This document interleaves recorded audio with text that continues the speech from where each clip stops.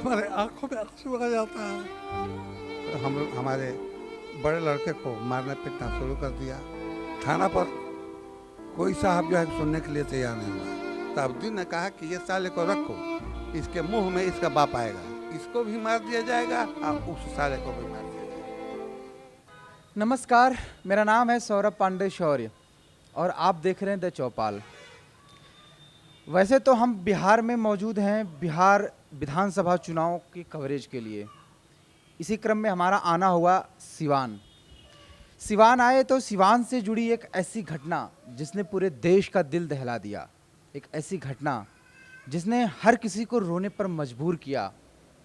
आप सबको पता है यहाँ के अपराधी सांसद शहाबुद्दीन के जो आतंक रहे हैं उसकी बहुत तमाम कहानियाँ रही हैं। उन्हीं में से एक घटना रही है चंदा बाबू के बेटों को जिस तरीके से दिन दहाड़े मार डाला गया। मुझे नहीं समझ में आ रहा है कि मैं किन शब्दों में शुरुआत करूं या क्या बात करूं। इस वक्त हमारे साथ खुद चंदा बाबू बैठे हैं, तो मैं आपकी बातचीत करवाता हूं चंदा बाबू से और मैं उनसे जानना चाहूँगा कि क्या कुछ हुआ था, क्यों हुआ था, उसके पहले परिस्थितियां कैसी थी और वो जो वारदात हुई उसके बाद चीज़ें कैसी हैं और अभी वर्तमान में क्या कुछ चल रहा है चंदा बाबू के जीवन में। तो चंदा बाबू, आपका हम अभिनंदन करते हैं अपने चैनल पर।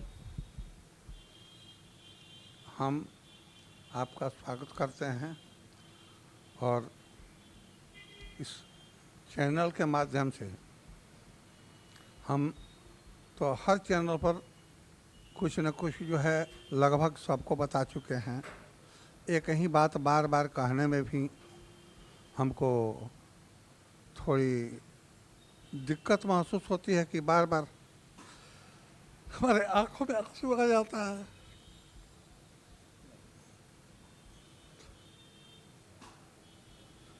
16 अगस्त 2014 की बात है, 2004 की बात है।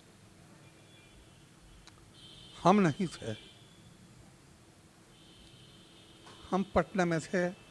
हमारी अनुपस्थिति में शहाबुद्दीन के चमचा बेलचा और गुंडों ने मांग किया 2 लाख रुपया ले आओ तब मकान बनाओ। जिस मकान में अभी हम बैठे हुए हैं, इसी मकान को जो है हमारे बच्चे बनवा रहे थे और उसमें उनका खबर आया कि 2 लाख रुपया भेज दो तब मकान बनवाओ। बच्चों ने कहा कि पापा जी नहीं हैं, उनके आने के बाद आप लोग को जैसा होगा वैसा कीजिएगा। इस पर कहा कि नहीं, तब एक दुकान हम लोग इसमें बनवा करके जब्त करेंगे, अपने बाप से कहो कि एक मकान जो है वो लिख देगा। तो हम माटी और बालू गिरवा रहे हैं। तो माटी बालू और सीमेंट लोग गिराए और इस पर जो बच्चे ने कहा कि देखिए मेरा चीज़ है, ज़बरदस्ती आप लोग मत कीजिए, बालू का और मट्टी का दाम ले लीजिए। मट्टी बालू का दाम भी दे दिया, लेकिन फिर भी उनके चमचा बेलचा में उनके एक चाचा हैं जिनका नाम है मकसूद आलम। वे आए, उनके एक बहनोई आए और एक उनका क्या कहा जाता है, एक शूटर आया। ये तीनों लोग आए। एक जो है उनका भतीजा आया। अब सब लोग लगे कहने कि नहीं, ये साहब का आदेश है, या तो 2 लाख रुपया दे दो, नहीं तो एक दुकान हम लोगों को जब्त करने दो। बच्चों ने कहा कि पापा जी नहीं है, आप लोगों को जो भी करना होगा कल कीजिएगा। आज आप लोग आए हैं तो खाने पीने के लिए कहिए, हम लोग 10-20 हज़ार रुपया दे सकते हैं, लेकिन 2 लाख रुपया हम लोगों के पास नहीं है।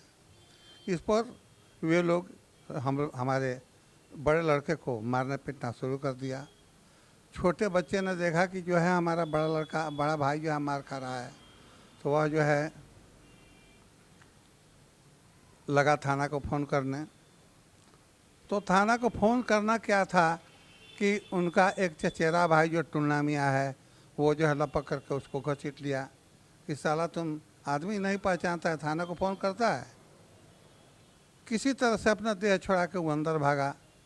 लेकिन जिस रोज़ की घटना है, उस रोज़ हमारे यहाँ डालडा की गाड़ी आई हुई थी, जिसमें 2.5 लाख रुपया मेरा बड़ा लड़का लेकर के कैश दुकान में कैश बॉक्स में रखे था कि अथी को पार्टी को भुगतान देंगे।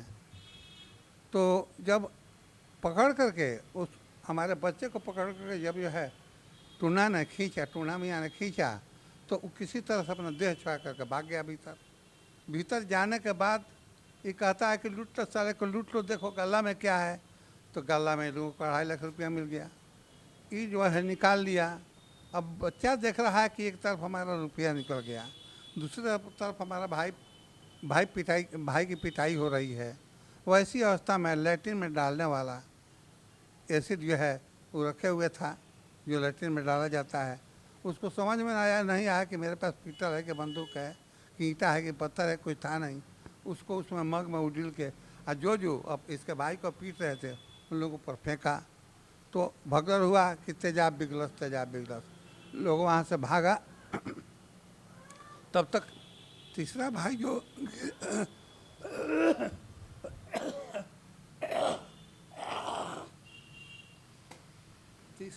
तीसरा भाई जो गिरा हुआ था उसके बदन पर भी तेजाब गिर गया था और इन लोगों में एक के पीठ पर, एक दो के मुंह पर लगा था।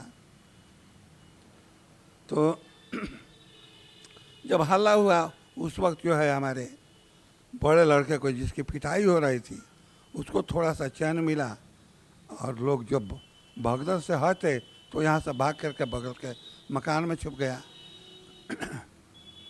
यहाँ 2 मोटरसाइकिल मेरी थी। एक तो तुरंत लोग लेकर के यामाहा मोटरसाइकिल चले गए, दूसरी पैसन मोटरसाइकिल थी जो बगल में खड़ी थी। वो जब देखा भीड़ छटा तो वो निकला बाहर अपनी मोटरसाइकिल लेकर के, पैसन मोटरसाइकिल लेकर भागा। यहाँ से भाग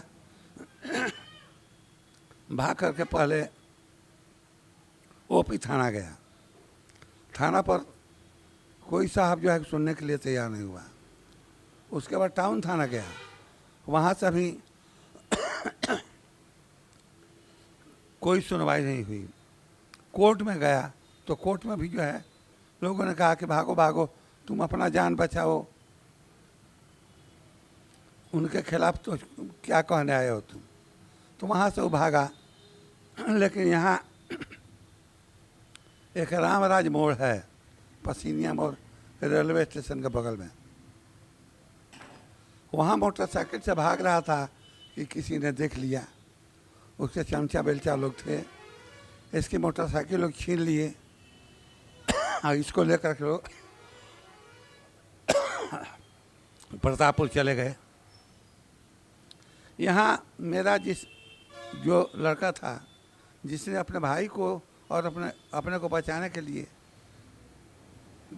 घोल करके जो है डब्बे में फेंका था, तो हुआ कि पकड़ लो साले को, मार, पकड़ो साले को, जाने मत दो। तो घर का दरवाज़ा का हमारा ताला वाला तोड़ करके अंदर छुपा हुआ था, उसको अंदर से लोग उठा लिया। और उसके बाद से हल्ला हुआ कि अब लूट लो साले को। तो जो भी संपत्ति हमारी थी, जितना दुकान में सामान था, मकान में, घर में जो कुछ था, सारा उन लोगों ने लूट लिया और लोगों से लूटवा दिया। कुछ शेष बचा नहीं, परिवार छिन्न भिन्न। और उस बच्चे को यहाँ से ले गए। एक लड़का हमारी अनुपस्थिति में, एक टाउन थाना के बगल में मेरी दुकान है, वहाँ बैठा हुआ था। वो नहीं जानता है कि हमारे यहाँ कौन सी घटना हो गई। तो वहाँ लोग पहुँचा कि चंदा का दुकान कौन है, चंदा का दुकान कौन है। तो वो लड़का जो है गंजी अपना लुंगी पहन करके बैठे हुए था। कहा कि भैया यह तो दुकान है, का बात हो, कुछ लेबे के बा। तो चल बैठ साला मोटरसाइकिल पर बैठ। तो कहता कि कहा भैया, गंजी तो पहने हुए था, कहा कि बुशर्टवा पहन ली। तब तक इनका जो है एक शूटर है, आफ्ताब मियाँ, चाँप का है, वह जो है जाकर इसको गर्दन में जो है अपने अथी से, पिस्टल के बट से गर्दन में मारा। गर्दन में हाथ लगा के ढकेल दिया नीचे कि साले बुशर्ट पहनेगा, बैठ साला मोटरसाइकिल पर बैठ। और ज़बरदस्ती मोटरसाइकिल पर बैठा करके आगे जो है मकसूद मियाँ चला रहे थे। बीच में लड़के को बिठाया गया और गमछा से इसका मुंह ढाँप कर और पकड़ लिया गया। अब वहाँ से लेकर के लोग प्रतापपुर चले गए। एक लड़का जो यहाँ छुपा हुआ था ताला तोड़ करके, उसको लोग लेके चले गए। और एक लड़का मेरा जो पैसन गाड़ी से भागा था, वहाँ पकड़ाया था, उसको भी लोग लेके चले गए। प्रतापपुर जाने के बाद ये खबर जो है साहबुद्दीन के पास पहुंची। उन्होंने कहा कि अच्छा अच्छा हम आ रहे हैं। तो इनका काम था कि रोज़ जो है कहने के नाम पर जेल में थे, लेकिन हमेशा ये बेल में रहा करते थे। दिन भर जेल और रात भर बेल, ये स्थिति थी सिवान की। यहाँ के जेलर की भी वही हालत थी कि जेलर बेचारे डरते थे। डर के बाद सरकार इनका था, प्रशासन जो है इनका था। कोई भी केस हो साहब के पास जाओ। थाना जो है दरोगा जी केस नहीं लेते थे। जज साहब को फैसला करना होता था तो जज साहब के पास खबर जाता था कि हमारे फेवर में जो कहते हैं उसी में फैसला होना चाहिए। अगर फेवर में नहीं होता है तो तुम समझो, तुम्हारा काम समझे। तो इसलिए सारी जो है माने यहाँ शासन और प्रशासन जो था साहबुद्दीन का था। साहबुद्दीन का वो समय था जो कि हर दुकान में ये अपना कैलेंडर बंटवाए हुए थे। हर दुकान में, जिस हिंदू के दुकान में कैलेंडर नहीं हो उसका खैर नहीं है, उसके दुकान में ताला लग जाना है कि साले को ताला नहीं लगाया है कैलेंडर मेरा, ताला बंद करो। और नहीं तो हर आदमी जैसे भगवान और ऐसी को मूर्ति को अगरबत्ती दिखाया जाता है, इसके ऐसी पिक्चर को भी अगरबत्ती दिखलाते थे। ये स्थिति थी सिवान की। इसका नाम लेने के बाद लेने के ऐसी में मैंने कुछ इसके बारे में बात करने पर अथवा सिवान में किसी प्रकार का कोई भी झंडा, किसी भी पार्टी का झंडा काटने पर तौबा वाली बात थी। लोग तौबा कर दिए थे कि कोई भी वैसा आदमी नहीं था जो किसी दूसरे पार्टी का झंडा लगा सके। यहाँ दूसरे पार्टी का झंडा नहीं लगता था, और जो लगा दिया उसका खैर नहीं है। तो इस तरह की कई वारदातें यहाँ हुई हैं। जानने वाले सिवान के हर लोग जानते हैं। तो वहाँ जाने के बाद रात में उसका आदेश हुआ कि देखो उसके परिवार में जो सबको मार डालो। हमारे आदमी के साथ जो है ऐसी बात जो है वारदात कर दिया सब, तो सबको मार डालो। यहाँ घर में बीवी थी और एक हमारी लड़की थी और एक विकलांग बच्चा था। ये तीनों लोगों को लोगों ने कहा कि भाई तुम लोग हो, कहीं कुछ कर देगा तो क्या करोगे, तुम लोग घर छोड़ दो। ये लोग जो हम किराए के मकान में रहते थे, इस मकान में तो हम बाद में आए हैं, लेकिन हम रहते थे किराए के मकान में। लोग अपना मकान छोड़ के ये लोग जो है सिवान से बाहर लग गया। अब ये लोग कहाँ है, हम कहाँ हैं, हमको न पता है कि ये लोग कहाँ है, इन लोगों को न पता है कि हम कहाँ हैं। किसी को कुछ पता नहीं। 4 महीने तक हमको न हमारे अपने परिवार से मुलाकात है, न इन लोगों को हमारे बारे में कोई जानकारी है। प्रतापपुर जो है यह गया रात में 8 बजे अपने गाड़ी से। तो रोज़ तो निकलता था रात में, सुबह में ऐसा जितना भी फंक्शन सिवान के किसी कोने में हुआ करता था, साहब को ऐसी जाता था, इन्वाइटेशन जाता था, और वहाँ साहब जो वहाँ मौजूद हो जाते थे। तो यह तो कहने वाली बात थी कि जेल में हैं। जहाँ भी कोई फंक्शन हुआ है हम भी वहाँ गए हैं और देखे हैं कि जिस फंक्शन में भी जेल में हैं वे फंक्शन में मौजूद हैं। तो हम कई बार ये चीज़ देखे भी, लेकिन खैर वो बात अलग है। हमारे बच्चे जो है वहाँ थे उस वक्त। साहबुद्दीन 8 बजे रात में यहाँ से अपने गाड़ी से गए। वहाँ जाने के बाद इन्होंने हमारे बच्चों को, 2 बच्चे जो पहले पकड़ के गए थे, उन लोगों को तेजाब से नहलवाया कि साला तेजाब फेंका है तो तेजाब से नहलवाओ इसको। तेजाब से नहलवाए।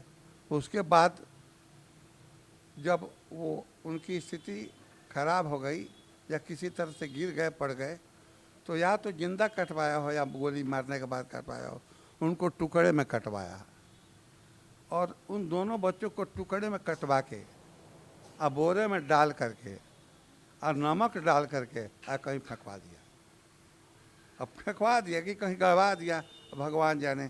इतनी चीज़ जो है हमारे एक लड़के ने देखा जो ये भी उनके कब्जे में था। और कहा था कि इस साले को रखो। साहबुद्दीन ने कहा कि ये साले को रखो, इसका बाप आएगा, इसके मुंह में इसका बाप आएगा। आने के बाद जो है अपना मकान जब लिख देगा तो इसको भी मार दिया जाएगा और उस साले को भी मार दिया जाएगा। इसको मारो और उसको मारो, दोनों को मार दो, मकान जो है जब्त कर लो। यही मकान है जिसमें अभी आप बैठे हुए। तो वैसी अवस्था में हम तो थे पटना में हमारे पास खबर गई कि घर से कोई लड़का छत से गिर गया है, पीएमसीएच चले जाओ। पीएमसीएच में हमने पता लगा तो जिन पर तेजाब गिरा हुआ था वे लोग गए थे। यहाँ सिवान में पता किया तो मालूम हुआ कि नहीं चाचा आप मत जाइएगा, आपको भी वहाँ सब छोड़ेगा नहीं, मार देगा। आपके 2 लड़कों को इन लोगों ने मार दिया है। एक तीसरा लड़का जो है वो किसी तरह से रात में लैट्रिन का बहाना निकला हो या कोई भी बहाना उसको मिल गया हो कि वहाँ से निकल के खेती मकई का खेत था, खेती निकला है, रोड पर आया है, ऊख की लदी हुई गाड़ी पर आकर सो गया है। ऊख का गाड़ी जब वहाँ से चल दिया है तो हसनपुरा जाके रोका है और वहाँ ये लड़का उतरा है और उतरने के बाद किसी तरह से जो है एनी हाउ स्टेशन पहुँच करके ट्रेन पकड़ के गोरखपुर भाग गया है। तो ये सारी बातें इस लड़के के मार्फत जानकारी हुई। ये लड़का हमसे 5 महीने के बाद मिला, 4 महीने के बाद मेरा परिवार मिला और 5 महीने के बाद यह लड़का मिला। तो इसने सारी कहानी बताई कि बाबा जैसी बात है। यहाँ पुलिस प्रशासन में हम जो है तो वहाँ से स्थिति ऐसी थी कि हर जगह हमने पैरवी किया, हर जगह हम गए।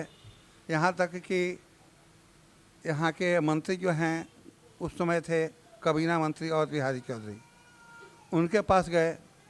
उन्होंने कहा कि भैया आज नहीं हम दूसरे चलेंगे, तबीयत ठीक नहीं है। दूसरे रोज बहाना बनाए कि मौलवी साहब आ रहे हैं, इलेक्शन है, हमारे इलेक्शन पर प्रभाव पड़ेगा। तीसरे रोज इन्होंने कहा कि देखिए हम कभी बाहर रहते हैं, कभी क्षेत्र में रहते हैं और कभी पटना रहते हैं, अगर हम चलते हैं तो कहेगा कि पीठ पर होकर गया था तो हमारे ही यहाँ कुछ करा दे तो हम क्या करेंगे। क्योंकि और बिहारी चौधरी भी इससे काफ़ी डरते थे। यही नहीं, लालू यादव भी डरते थे, क्योंकि लालू यादव के पास हम ये लोग तो नहीं गए और बिहारी नहीं गए। एक और मंत्री यहाँ एजाजुल हक थे जो साहबुद्दीन के बहनोई हैं, उनके पास गए। उन्होंने कहा कि भाई कैसे कैसे लोग हमारे यहाँ चले आते हैं, हटाओ इन लोगों को, जल्दी हटाओ, ये लोग तेजाब बेचने वाला है। तो ये हुआ। उसके बाद जो है एक छपरा के उदित राय हैं बेचारे, उनसे कहा गया तो वो तैयार हुए, मर्द आदमी हैं, तैयार हुए। उनके साथ हम लोग जो है लालू जी से मिलने गए।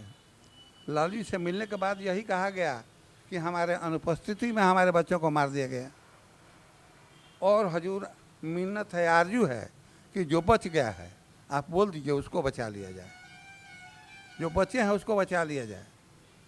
तो लालू ने कहा कि भैया इस सिवान का मामला है और उससे हम कुछ नहीं कहेंगे, क्योंकि लालू जी भी डरते थे कि इसके पास जो है कुछ विधायक थे कि अगर इनका खिलाफियत करेंगे तो विधायक हट जाएंगे और लालू जी की सरकार गिर जाएगी। तो इसलिए लालू जी भी मजबूर हो गए। उन्होंने कहा कि सिवान का मामला है और उससे हम कुछ नहीं कहेंगे। भाई कहेगा कौन? जब ऑलरेडी चीफ मिनिस्टर नहीं कहेगा तो कहेगा कौन? तो वहाँ से मायूस होकर के हम लोग चले आए। लेकिन हम कहे कि नहीं, जिद नहीं छोड़े। हम लोग लगातार जो है पैदल जाते रहे कि उस समय लालू जी नहीं बल्कि राबड़ी देवी मुख्यमंत्री थी। हम सोचे कि राबड़ी से भेंट करें, तो कई बार जाने का 15 बार लगातार 15 दिन गए, मुलाकात नहीं हुआ। अंत में मालूम हुआ कि सोनपुर के लोग को आदेश हुआ कि इलेक्शन का समय है, केवल सोनपुर के लोग ही आएंगे। उस सोनपुर के ग्रुप में हम अंदर चले गए कि हमको कौन जानता है कि हम कहाँ से हैं। वहाँ जाने के बाद सबसे लालू जी और राबड़ी ने ये बात करना शुरू किया कि को क्या देगा, कौन कितने गाड़ी देगा, कोई तेल देगा नहीं देगा। कुछ जो है कर्मचारी वगैरह लोग भी अपनी अपनी बात कहने लगे। हम सोचे कि हम अपनी बात का कब कहें, तब तक हम तक खड़ा हुए कि हजूर सब लोग आए हैं पटैती से, सोनपुर से, हम आए हैं हजूर सिवान से। हमारे 2 बच्चों को किडनैप करके इतना ही बोल रहे हैं, लेकिन लालू को तो ही पता था चूंकि इसके पहले लोग गए थे। तो इतना आप कहते हैं तब तक लालू जी उठ कर दिखाए, कह रहे जल्दी हटाओ जल्दी हटाओ, सबको हटाओ, 10:30 बज रहा है, हम लोगों को वहीं खाने पीने का समय चाहिए कि नहीं चाहिए, जल्दी हटाओ सबको। पुलिस वहाँ से लगी खदेड़ने, सब लोग जो है तो अपना निकलने लगे। हम देखें कि स्थिति ऐसी है कि हमारी बात आज भी सुनने वाले लोग नहीं हैं। उस रोज तो नहीं सुने, खदेड़ दिए, आज भी सुनवाई नहीं होगी। हम जानबूझ के वहाँ पटा गए, गिर गए कि हजूर अब बाकी क्या है, मेरा तो सब कुछ चला गया है, कुछ है नहीं, अब हमको भी यहीं मार दिया जाए, हमको भी अब यहीं मार दिया जाए, अब इसके अलावा दूसरा हमारा कोई रास्ता नहीं है। तो हमको भोला बाबू उनके आप सही थे राबी जी के, वो हमको पकड़ करके उठाए, चैम्बर में बैठा के नहीं आपके बारे में भी बात हो रही है। तो वहाँ से लिख के मिला एसपी सिवान, आप इनके सुरक्षा की समुचित व्यवस्था करें। उसके बाद हम दौड़ने लगे डीजीपी नारायण मिश्रा के पास। डीजीपी नारायण मिश्रा के पास से मिला डीआईजी छपरा, आप फैक्स वहाँ से किया गया, उसका एक कॉपी हमको दे दिए कि छपरा आप अपने देख रेख में इनके सुरक्षा की व्यवस्था करावें। आईजी नीलमणि जी लिख करके एसपी को दिए कि एसपी सिवान। तो वहाँ से हम डीआईजी साहब के पास छपरा आए। छपरा आने के बाद कोई तैयार नहीं था डीआईजी साहब के पास जाने के लिए। अकेले जाने में हम थोड़ा महसूस करते थे अपने में कि अकेले कैसे जाएं, एक आदमी साथ में होता तो अच्छा रहता, तो सपोर्ट चाहिए।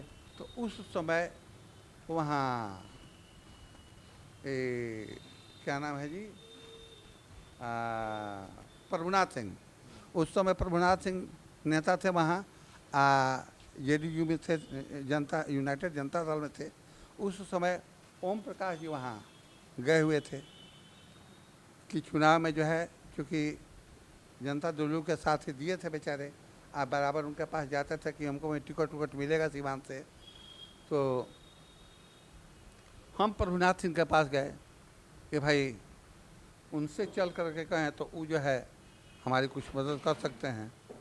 तो और उनसे जा कर के अपनी बात कहा कि हमको डीआईजी साहब से थोड़ा मिलना है, ऐसी सी बात है, ये 4 चिट्ठियाँ हैं मेरे पास, सभी चिट्ठी लेकर के हम आए हुए हैं। तो उन्होंने कहा कि तब जब ऐसा सिवान के हईकाय आइल बड़े ओम प्रकाश के लिए आके जा।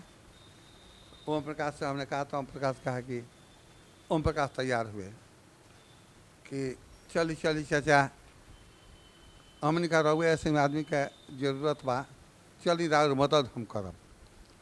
ओम प्रकाश जी हमारे साथ गए बेचारे, हम लोग डीआईजी साहब के पास पहुँचे। डीआईजी साहब ने कहा कि ठीक है, आप जो है हम फैक्ट कर दे रहे हैं सिवान, जाइए वहाँ एसपी से एसपी से मिलिए। उन्होंने फैक्स कर दिया। फैक्स करने के बाद फिर फ़ोन से हम बात किए तो कहते हैं ना अभी आने की ज़रूरत नहीं है, हम अभी पटना में हैं, सिवान में रहेंगे तो आइएगा। कभी फ़ोन करते थे तो कहते कि नहीं क्षेत्र में हैं अभी मत आइए, क्योंकि यूँ डरते थे कि बुलाएंगे तो फिर यहाँ बात बढ़ जाएगी। इनसे हमने कहा एक बार कि हजूर एक रात के लिए रहने के लिए जगह दीजिए, तो ये कहते हैं कि हम लोगों के अपने सुरक्षा की कोई गारंटी नहीं है, तो आपकी क्या सुरक्षा करेंगे। तो ये स्थिति थी एसपी की, एसपी जो कहता है कि हम क्या सुरक्षा करेंगे। तो ये सोचने वाली बात थी कि उस समय क्या खौफ था इसका, शहाबुद्दीन का। और मैंने खैर किसी तरह से जो है मैंने 4 महीने के बाद घूमते फिरते और वो चारों चिट्ठी लेकर के हम यहाँ पहुँचे तो यहाँ कोई इन हाँ, तो फिर हम छपरा आए। छपरा में उस समय सबसे पहले तो गणेश यादव थे डीआईजी, लेकिन डीआईजी साहब के जगह पर दूसरा डीआईजी आ गए थे AK बेग साहब। AK बेग से हम अपनी सारी कहानी बताई और तब उन्होंने कहा कि क्या शहाबुद्दीन के साथ आपका जो है कोई टेंशन झगड़ा उगड़ा है। हमें ना हजूर कोई झगड़ा नहीं है, हमारा तो उनके कोई झगड़ा ही नहीं है। मांग किया गया पैसे का, पैसा बच्चों ने दिया नहीं, हम अनुपस्थित थे, हम नहीं थे, हमारा नहीं रहते में सारा कुछ हमारे यहाँ हो गया। तो कहता है कि ठीक। उस समय यहाँ के एसपी हुआ करते थे जवाहरलाल चौधरी। जवाहरलाल चौधरी जी निकल के आ रहे थे तो हमने कहा कि सर थोड़ा साहब से मिल लीजिए, तो बोले कि मिलवा दीजिएगा। तो कहें कि हम तो वहाँ से आ ही रहे हैं। नहीं नहीं सर हमारे साथ थोड़ा मिल लीजिए। वहाँ जाने के बाद उस समय AK बेग साहब थे, तो उन्होंने कहा कि क्या जी ऐसी SP साहब आपके पास BMP फोर्स है कि नहीं है? इतना हजूर है, इतना ही अगर नहीं है तो हम यहाँ से ही इनको एक सेक्शन BMP फोर्स दे दे रहे हैं। और इतना ना हजूर है, अच्छा ठीक है, इनको अपने साथ लेकर के जाइए और वहाँ से इनको BMP फोर्स एक सेक्शन BMP फोर्स दे दीजिए। हम कहे कि हजूर अकेले हम जाएंगे तो जाइए, क्या करेंगे, हमारी बीवी बच्ची जो है और एक विकलांग लड़का है जो सिवान से बाहर, ये लोग यूपी में बसेरा कहीं लिए हुए हैं, उन लोगों को लेके आवेंगे तब जो है हम जाएंगे। तो खैर इन लोगों को लेकर के, अपने परिवार को लेकर के हम आए। बाद में हम वहाँ गए, जाने के बाद जो है हमको BMP फोर्स मिला। वो अभी फोर्स, क्योंकि उस समय साहबुद्दीन सिवान जेल में ही थे, वह भी फोर्स हमको घर से बाहर नहीं निकल देता था, कहता था कि हम लोग हाउस गार्ड हैं। BMP फोर्स और हाउस गार्ड 6-7 का फोर्स था, हम बाहर नहीं निकल सकते थे। हुआ कि हम जो है अंदर रहेंगे तो खाना क्या खाएंगे, भोजन कहाँ से आएगा? तो वो लोग कहता था कि पैसा दे दीजिए, हम लोग ला देंगे। हमने कहा कि भाई पैसा तो ज़मीन में फलता नहीं है, हम कोड़ेंगे ज़मीन तो उसमें से पैसा नहीं निकलेगा, कुछ श्रम करेंगे, कुछ करेंगे तो पैसा आएगा। तो हमारा जो है दुकान है, खोलेंगे तो इधर उधर से तो सब तो लुटा गया है, लेकिन लोगों से जुबान देंगे तो कुछ मिल जाएगा, और कुछ बेचे किनेंगे तो उसमें जो है हमारा गुजारा चलेगा। तो आप लोग जो है ले चलिए SP साहब के पास। तो कहा कि नहीं, हम लोग घर में के लिए मिले हुए हैं, हाउसे गार्ड हैं, SP साहब के पास नहीं ले जाएंगे। तब हम उस समय CK अनिल यहाँ के DM थे, बेचारे नए नए आए थे, उनके पास फ़ोन किए। उन्होंने कहा कि नहीं चंदा बाबू, घबराने की बात नहीं है, आपके तकलीफ़ को हम दुख दूर नहीं करेंगे, आपका दुख दूर करेंगे ऐसे रतन संजय जी। हम SP साहब को बोल दे रहे हैं, SP साहब का नंबर दीजिए, उनसे बात कर लीजिए। तो उन्होंने SP साहब का नंबर दिया, SP साहब से हम बात किए और कहा कि हजूर ये गार्ड जो है हमको आपके पास भी आपसे मिलने के लिए भी नहीं ला रहा है, सब कहते हैं कि हम लोग हाउस गार्ड हैं। अच्छा नहीं, आपको आने की ज़रूरत नहीं है, हम खुद आपके यहाँ आ रहे हैं। तो SP साहब हमारे यहाँ बेचारे रात को पहुँचे। उसके बाद सारी चिट्ठियाँ हमने उनको दी, अपनी स्थिति बतलाई। उन्होंने कहा कि नहीं, कल से आपका दुकान खुलेगा और ये फोर्स साथ में जाएगा और साथ में आएगा, जब तक रहिएगा तब तक रहेगा। और इन लोगों को सिर्फ जो है रहने के लिए आप जगह दे दीजिए, और खाने के लिए सरकार देती है, अपना बनाएगा खाएगा, आपको इन लोगों के बारे में सोचना नहीं है। हम कहे ठीक है।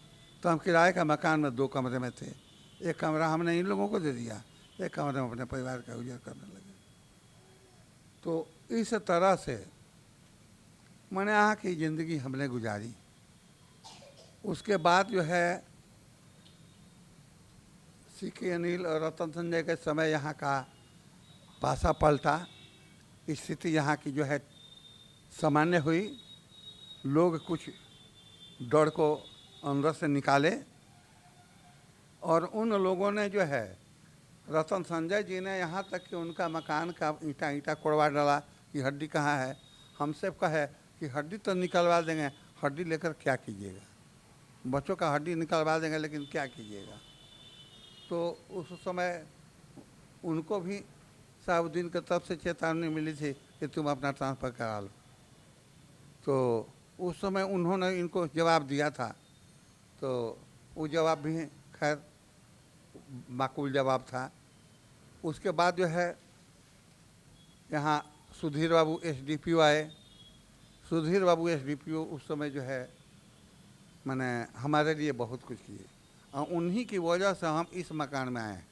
हमारा हिम्मत नहीं था कि हम इस मकान में पैर रखें। बनने के लिए तो बन गया था, लेकिन उन्होंने कहा कि नहीं, पहला कदम मेरा होगा, दूसरा कदम आपका होगा, आप अपने मकान में चलिए। उस ऐसी के किराए के मकान में आपका हम चाय तक नहीं पिएंगे, वहाँ चलिएगा तो हम लिट्टी चोखा खा लेंगे। तो ये प्रशासन के द्वारा ही इस मकान में हमको लाया गया, और उस समय से 2008 से लगभग जो है हम इस मकान में हैं। 4 बरस तो हम नहीं थे इसमें। तो ये सारी स्थिति थी, सारी परिस्थितियाँ थी। और जब प्रभाव पड़ने लगा गवाही में भी जो है ये बात आने लगी कि देखो तुम जो चाहो तुमको हम लोग कर देंगे, दे देंगे, लेकिन हमारा नाम नहीं आना चाहिए। साहबुद्दीन ने कहा कि हमारा नाम नहीं आना चाहिए, तुमको जो चाहो पैसा कहो पैसा दे देंगे, ज़मीन कहो ज़मीन दे देंगे, मार्केट कहो मार्केट दे देंगे, लेकिन मेरा नाम नहीं आना चाहिए। तो बड़े लड़के ने कहा कि हमारे सामने, आंखों के सामने सारी वारदात हुई है, तो हम जो है अपने 2 बच्चों के बदले में तुम्हारा ये चीज़ लेकर के क्या करेंगे, गवाही देंगे। हाँ तो ठीक है, तुम गवाही दो। साहबुद्दीन ने जो है जब गवाही देने गया तो साहबुद्दीन भी जेल में थे। उन्होंने कहा कि अच्छा तो दे गवाही। हमने का ब्याहो कराई ले, हम ब्याहो कराई ले और श्राद्धो कराई ले। गवाही दी। गवाही देने के बाद जो है वो केस जो है, केस का डिसीजन अभी हुआ नहीं था। इधर जो है हम इलेक्शन के समय में इनके क्या नाम है, इनको टिकट जो है जनता दल से नहीं मिला ओम प्रकाश जी को, तो ये बेचारे निर्दलीय खड़े हो गए और हमको साथ लेकर के घूम गए कि आके पांव पकड़े कि चाचा जी आप अगर साथ दीजिएगा, हमको सहयोग चाहिए, साथ दीजिएगा तो हमका 20-25 हज़ार वोट बढ़ जाएगा। हमको क्या साथ चाहिए भाई, हम किस लायक हैं? तो नहीं रुपया पैसा नहीं चाहिए, केवल आपका शरीर चाहिए, आप 2-4 दिन हमारे साथ घूम चलिए। तो इनके साथ 7 दिन हम घूमे, 7-8 दिन। जहाँ गए लोगों ने कहा कि चंदा बाबू आप आ गए तो सारा वोट ओम प्रकाश। अरे निर्दलीय खड़े थे बेचारे, निर्दलीय 70-80 हज़ार वोट से, 70-72 हज़ार वोट से जीत गए। उसके बाद भाजपा से इनको टिकट मिल गया। भाजपा के समय भी हम उद्घाटन करने के लिए तो जनता दल यू का उद्घाटन मनोज सिंह का हम किए, ज़बरदस्ती करवाए हमसे। हमने कहा कि नहीं, एक म्यान में 2 तलवार नहीं होता है, हमारे अंदर एक चीज़ बसा हुआ है, तो हम जो है फिर यूनाइटेड जनता दल में कैसे जाएं? भैया हमको छोड़ दीजिए। आता नहीं, आप उद्घाटन तो कीजिए, हम लोग फिर दोनों आदमी एक हो जाएंगे, हम भी भाजपा के हो जाएंगे। अब भाजपा से है ओम प्रकाश जी को टिकट मिला था, उनका उद्घाटन का है 9 तारीख को उद्घाटन हुआ, 10-11-20 तक है। 12 तारीख को यहाँ नरेंद्र मोदी जी यहाँ सिवान में आए और 12 तारीख को उनके आगमन पर हम मंच पर जाकर के भाषण दिए और साहबुद्दीन के खिलाफ हमने कुछ बोला। उस समय हमारा लड़का जो है सिवान में नहीं रह रहा था, ये गोरखपुर में था, लेकिन अपनी माँ की तबीयत की खराबी से, इनके माँ की तबीयत खराब थी, उसको दिखाने सुनाने के लिए लगभग 6 महीने से यहाँ रहने लगा था। जिस रोज़ ये मैंने ये सब हो जाने के बाद राष्ट्रीय जनता दल और यूनाइटेड जनता दल, जेडीयू और ये दोनों सत्तारूढ़ दल और ये दोनों आपस में मिले 15 जून 2014 को। और 16 जून 2014 को जब उस समय साहबुद्दीन ने देखा कि भइल बियाह मोर करब का, अब तो लालू आज नीतीश जवा से मिल गए लो, अब लालू जौन कहिए तो नीतीश करी हैं, एहू साले का मरवाब। तो 16 तारीख को हमारे, क्योंकि 19 तारीख को इस बच्चे की गवाही थी और 16 तारीख को उसका मर्डर करा दिया गया था, तो 16 तारीख को उसको भी मरवा दिया। ये सारी कहानी है। उसमें जो है केस में जो है उसी के गवाही में इनको उम्र कैद की सज़ा हुई। हमसे जो है हमारे पास भी अप्रोच आया कि जो लिख करके दिया जाता है उस पर साइन कर दो कि किसी तरह से बच जाए, जो कहो हम लोग दे देंगे। हमने कहा कि नहीं, हम बच्चों के बदौलत जो है पैसे पर नहीं बिकेंगे। हम जहाँ हैं वहाँ ठीक हैं, अब भेजने के लिए भगवान भोजन भेज देता है, भोजन खाना खा लेते हैं, अब हमको पैसे की क्या ज़रूरत है, अब हम क्या करेंगे लेकर। तो ये सारी स्थितियां हैं। तो उस केस में तो इनको आजीवन कारावास हुई। उस बीच जो है गवाही पर प्रभाव पड़ता था, क्योंकि दूसरे लोग गवाही मैंने सुचारू ढंग से नहीं दे पाते थे, सामने देखते थे डर जाते थे। तो हमने डिमांड किया कि नहीं, इनको जो है सिवान से तिहाड़ जेल भेजा जाए। तो सिवान से तिहाड़ नहीं बल्कि इनको भागलपुर भेजा गया। भागलपुर से जब ये निकले तो तिहाड़ की मांग हमारी चल ही रही थी। तो वहाँ से निकलते ही इन्होंने नीतीश जी पर प्रहार किया कि वे परिस्थितियों के मुख्यमंत्री हैं। हम उनको मुख्यमंत्री मानते नहीं हैं। हम मुख्यमंत्री जो है पार्टी में अपने बॉस को मानते हैं, लालू जी को, लालू जी को ही अपना नेता मानते हैं।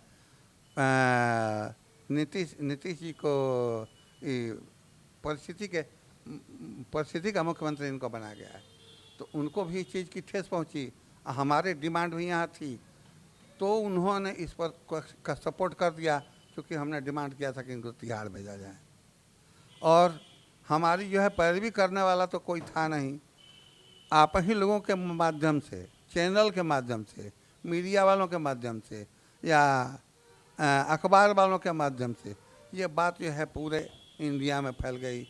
हमारी बात को, हमारी आवाज़ को बुलंद करने के लिए वहाँ से प्रशांत भूषण जी ने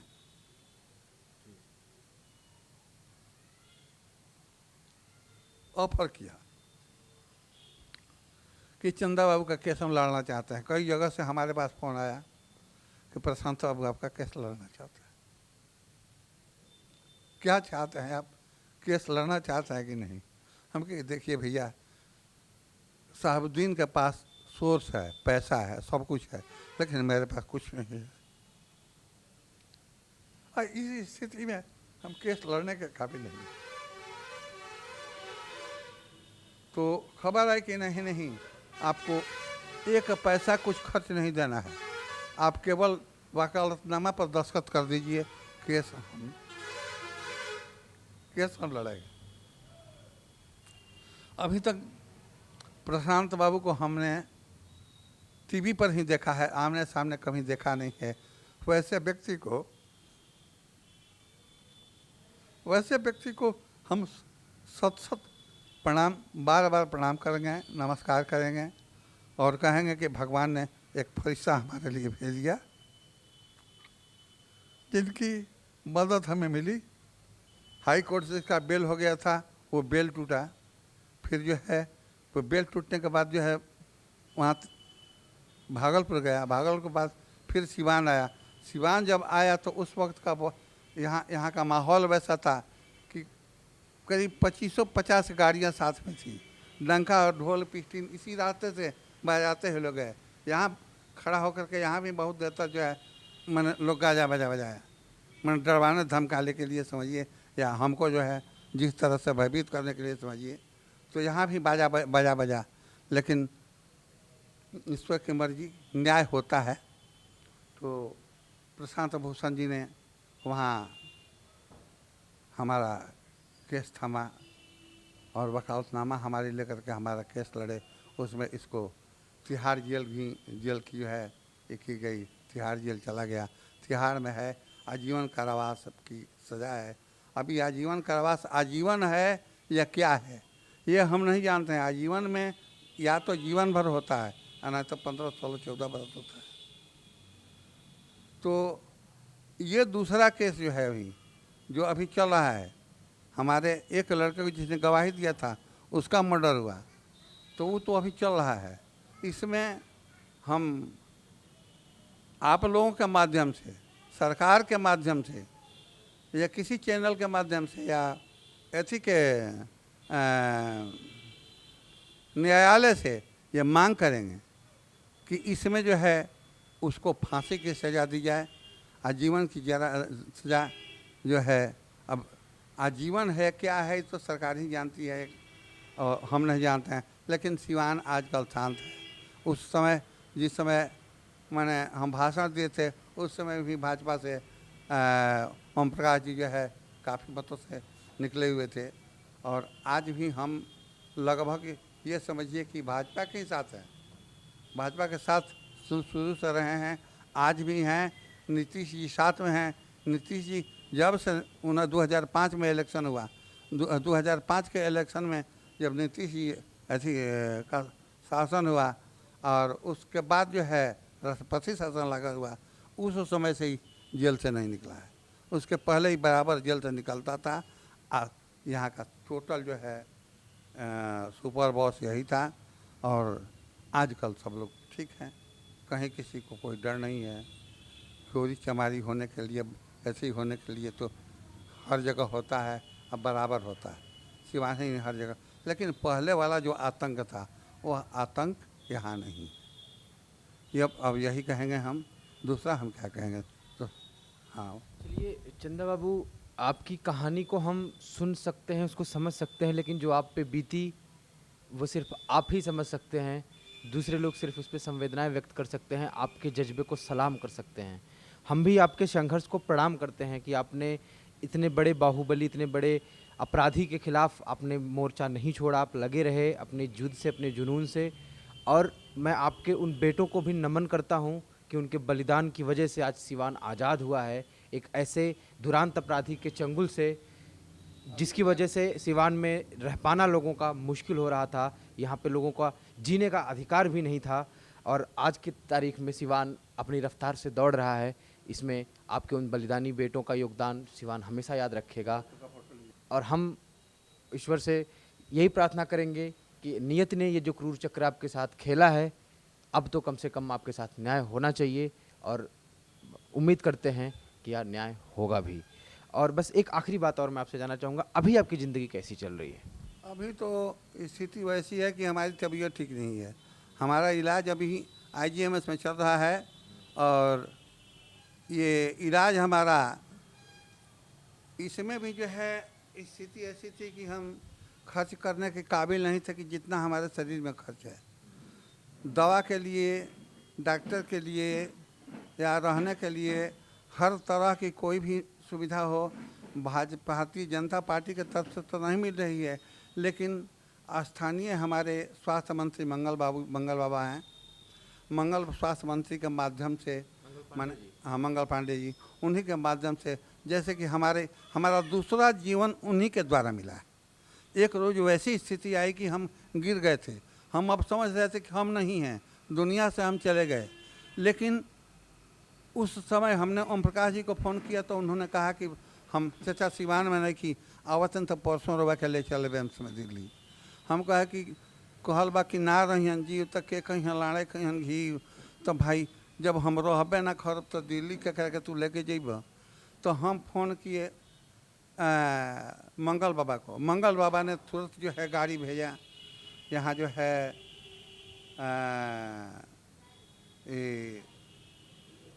हाँ संजय बाबा, हाँ संजय बाबा यहाँ के जो है भाजपा के जिला अध्यक्ष हैं, उनकी गाड़ी को उन्होंने भेजा और तुरंत हमको पटना बुला लिया। पटना जाने के बाद जो है अब हमारी सारी जो है जांच परख की गई, जो भी जांच पड़ताल करना था किया गया।